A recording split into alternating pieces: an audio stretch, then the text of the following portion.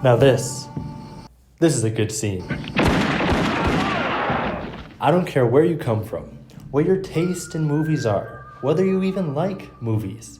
Anybody can appreciate something about this scene right here. And most importantly, for our purposes, is the fact that it is done without a single line of dialogue. It is done purely using the potentials of the medium. You see, we have these close-ups, both of the actor's face and of the object. There's the editing from the quick shots to the long takes that's kind of working with the music. It all comes together to create something that can only be done through the medium of film. You simply cannot do this through writing. Believe me, I've tried. Blondie reached for his gun. Angel Eyes looked up at him. Tuco looked at Angel Eyes, who was looking at Blondie, who looked at Tuco, looking at Angel Eyes. You see? It just doesn't work. And so we need film to tell these types of stories. On this channel, I've tried to go back to when people were first figuring out the language of film. You see, because of the constraint that not being able to talk puts on your movie, filmmakers had to kind of invent a new language to tell their stories. But all of my attempts to copy their insights seem to have fallen short. I mean, they're certainly not as good as The Good, the Bad, the Ugly. There's something missing, some expressive element, or maybe just some different way of thinking about the medium. French Impressionism is an annoying name for the direction that French filmmakers took the silent cinema. Basically, you had a period of about 10 years where people were competing to tell the most complex stories using only the manipulation of things like the camera. My idea is that if there is some kind of trick that can be learned to make great art, like The Good, the Bad, the Ugly, then surely the French thinkers of this time had some interesting stuff to say that we can learn from. So I watched 7 of the most influential movies of this movement, and using the insights that I learned from them, I made my own film.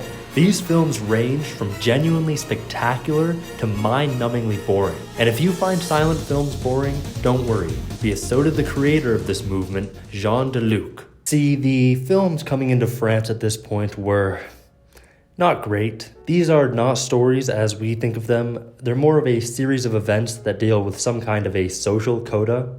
You know, good old American values like never trust your kid around a gypsy. And this one where I guess the moral of the story is don't be fat and ugly. Poor bastard. But despite their quality, maybe because of the novelty of the product, these scenarios were a hit on the market. And so French filmmakers scrambled to copy the scenarios. The results? Well, Duluc put it like this. I'm tired of seeing the same sentimental inanities poorly constructed and melancholically performed, miserable parodies of what we are accustomed to in the theater. Tired of seeing these laborious, decrepit, vulgar, wretched adaptations of worn-out vaudevillian horrors. Yeah, he really did not like these things. But what he hated more was the industry that produced them. This is Charles Pathé. He's kind of like the big film mogul in charge of the whole industry at this point. His films aren't selling. And so his solution is to make films targeted at the American audiences better than the American filmmakers themselves. Yes, that's right. The French industry was going to make American films better than the Americans. That's why we pay him the big bucks. And so he demanded a set of ironclad rules and regulations that would standardize the practice of filmmaking.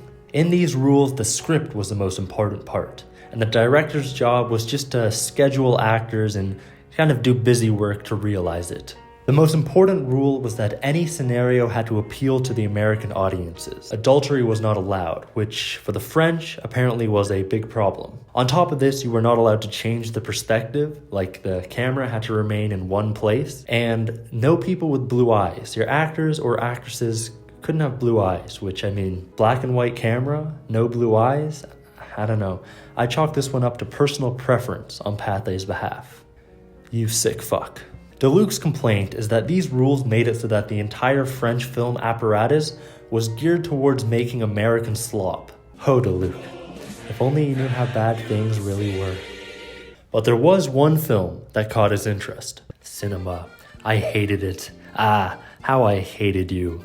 The absence of good shows and the total lack of music during the first months of the war undoubtedly had the responsibility. Charlie Chaplin commanded my admiration. Resistance was still fighting within me. It took the cheat to demolish everything. The plot is very funny. A businessman's wife is put in charge of a treasury. She immediately loses all of the money gambling on a bad stock and is sold into indentured servitude to an evil Japanese ivory baron. Yeah, shit is crazy.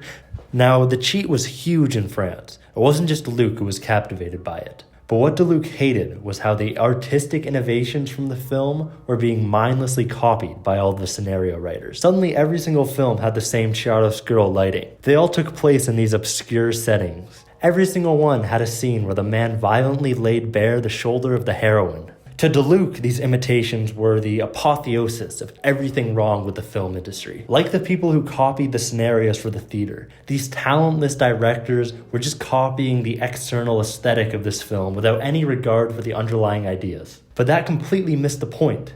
It wasn't that the cheat had cool lighting for the sake of cool lighting. It's that it had a well worked out plot and character that gave rise to the cool lighting. You needed to think of the subjective experience first, and then any cool effects would follow from that, not the other way around. It's a vision of the director not as some busybody who works out the schedule for a shoot, but places him at the heart of the creative process. So seeing that the filmmakers were going about the process completely wrong, DeLuc used his established reputation as a theater critic to write about film. In his writings, he was looking for an alternative way to the American system, something that used the insight he had from watching The Cheat. What he found was one French director who seemed to get it, who seemed to be on the ball, making real art and not just copying from the theater or any cool effects.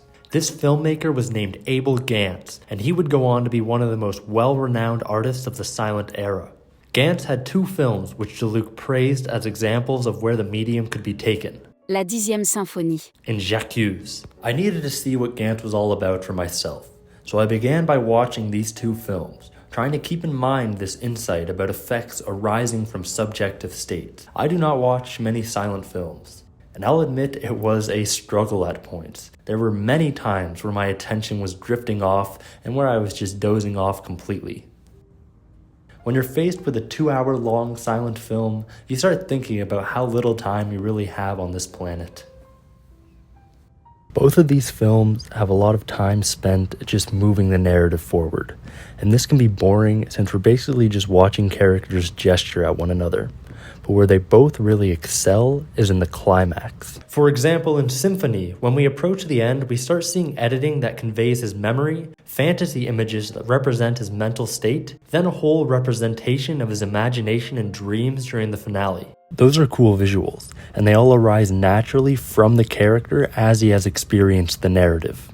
They show us how he's feeling. Then in J'accuse, on top of some really great montages, Gance uses this editing trick of showing the protagonist's imagination. But this isn't just some visual flourish. The entire fate of the world relies on this ability. But never mind what I thought. What DeLuc saw in these films was a way forward for the French film industry. A type of film form that used the insight that subjective effects gave rise to visual effects, and not the other way around. Pioneered by one of the foremost French filmmakers, Abel Gance. And so DeLuc and some of the filmmakers he had picked up along the way began theorizing about the direction this new film form could take. In the words of Abel Gance, it is essentially a pre-narrative or a-narrative conception of the cinema, one based on the visual appeal and composition of landscapes, faces, bodies, and gestures. And as DeLuc wrote more, he began to gain more popularity among the intellectual class, and eventually caught the attention of the word cells.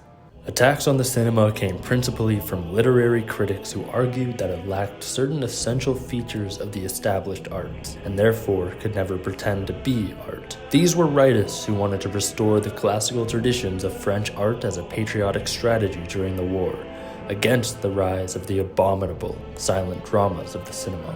The elitist, autocratic position, which assumed that the word or verbal language was the supreme medium of human expression, kept a great majority of French writers from taking the cinema seriously until well into the 1920s. One of these word cells was the poet Le Herbier. Le Herbier liked the idea of a subjective cinema, something to rival the traditional forms, but he was skeptical about its capacity to reach the heights of the other mediums. The goal of cinema, which is to transcribe as faithfully, as truthfully as possible, without transposition or stylization, the whole phenomenal truth, is quite the opposite of esoteric artistic activity, which exercises itself in an aristocratic, Aryan, hermetic, and virile sense. Besides the epic shout-out to the Aryan race, what Le Herbier is expressing here is a desire to tear film away from that external world and make it more stylized, more symbolic. Symbolism that is at first elementary, but which will subsequently become more and more suggestive of the graces inherent from art and significant of the tragic thought of things. While Deluc still wanted to make film for the general audience member, optimistic about film's capacity to teach them how to appreciate high art and work from within the industry to change it in a better direction, Le Herbier was much more French. He did not care to speak or educate the masses, for, like Armand Bohr and others, he distrusted their ability to comprehend film art. If by the end of the war it had become a genuine night school for the worker, he noted, the education it provided, for the most part, was intellectually tyrannical, emotionally intoxicating, and ultimately enslaving. He really just wanted to see how well the form could be used for expressive purposes, and so his first film, Rose France, is really an attempt to limit test the medium. Watching Rose France is a strange and sometimes frustrating experience. The film has no plot to follow, so it's basically just a game of following how he's using the symbols to create meaningful visuals. Like here, where the lady is identified with the rose, then, later on in the film, the rose has lost all of its petals. Then what could that say about the status of their relationship? You get the idea. It's tough to follow at first, but it starts to hit once all the visuals are stacked on top of each other.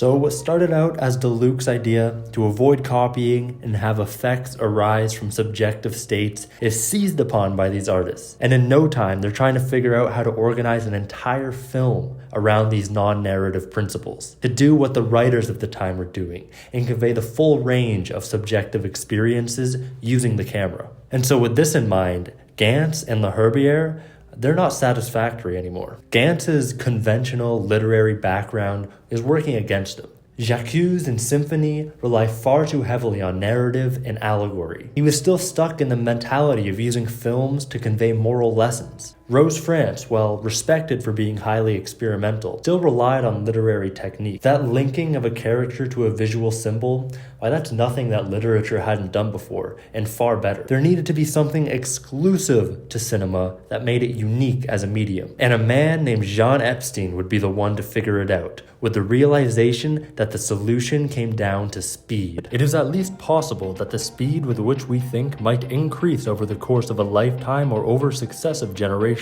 No two people think at the same speed. Thus, the slowness that bothers us in Italian film, where gestures drag out across the screen like slugs, testifies to the Italians' slowness of thought. The time spent figuring things out is longer for the Italian brain than for the French. That which mysteriously interests and deceives the Italian spectator, we, the French, catch on to in a matter of seconds.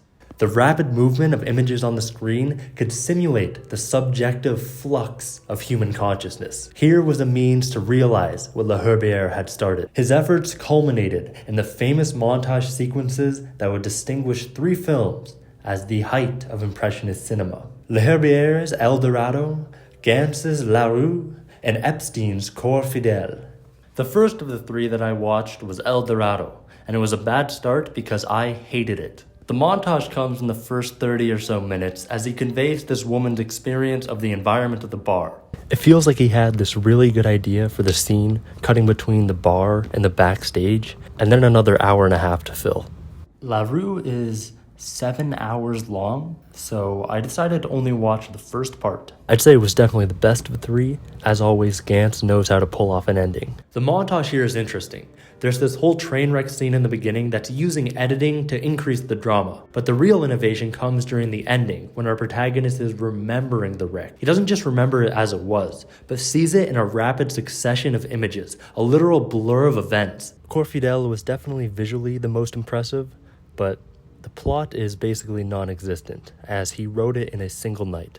Besides having the best visual effects so far, the main attraction here is this merry-go-round scene, where he's cutting rapidly with the sweeping blurs of the fairgrounds that are then punctuated by large close-ups of the couple's face as the background swirls behind them. The scene was uncomfortably long, genuinely nauseating, and made me think to myself, I just wish this would end, which, I guess is the point. That's how the character would be feeling. So, a success. As the Impressionists become more and more interested in pushing the medium forward as opposed to appealing to any kind of an audience, they encounter some pushback with the producers. These films are a little bit too artsy for Pathé, and as a result they aren't getting screened. So their solution is to turn away from the mainstream industry entirely and try to establish a network of specialized theaters that would screen only films appealing to connoisseurs. Cineclubs were perhaps a direct outgrowth of the appeal to an educated elite strategy, which was fused with Deluxe's respect for the people in this mission to educate as many as possible in the language of film. Deluxe's work with the journals had started through getting people interested in American films, and he had now solidified a taste in the Impressionist work. Cineclubs would then make available all of the Impressionist work that people had read about in the journals. Specialized theaters then ran curated programs of the old films, making the tradition available. The film programs changed every Thursday, and for the inauguration of each new film, the filmmaker himself spoke about his intentions and ideas. The filmmaker solicited the opinion of opponents, and debates ensued. These specialized screenings went very well, and the Cineclub movement quickly opened itself to a wider audience. By growing the clubs and theaters, these filmmakers were in the process of laying the groundwork for a truly alternative form of popular cinema that could rival the main industry. As the clubs and theaters multiplied in the second half of the decade, there was a reciprocal interest in avant-garde films. As long as these artsy films were restricted to a relatively small audience, the mainstream industry could ignore them, or even give them some mild encouragement.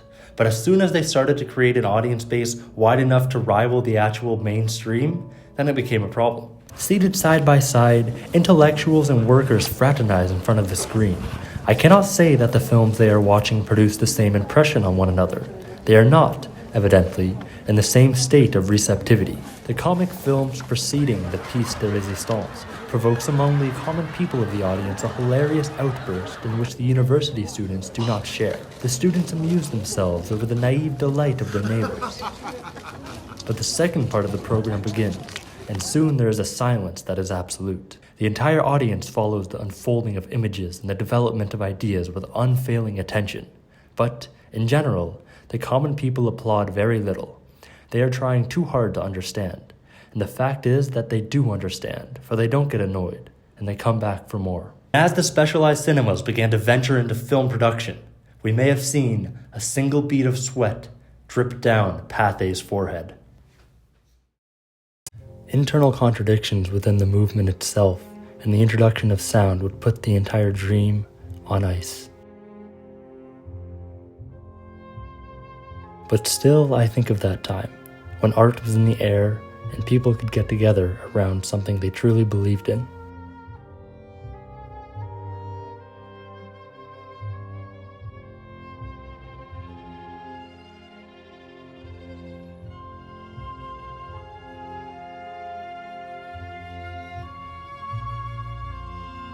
Without that center, every day feels the same.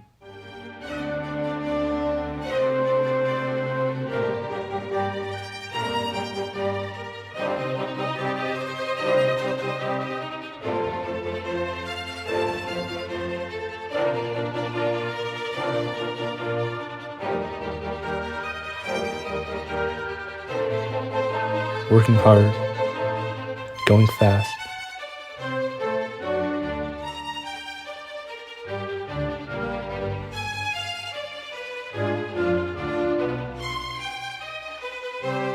but in what direction.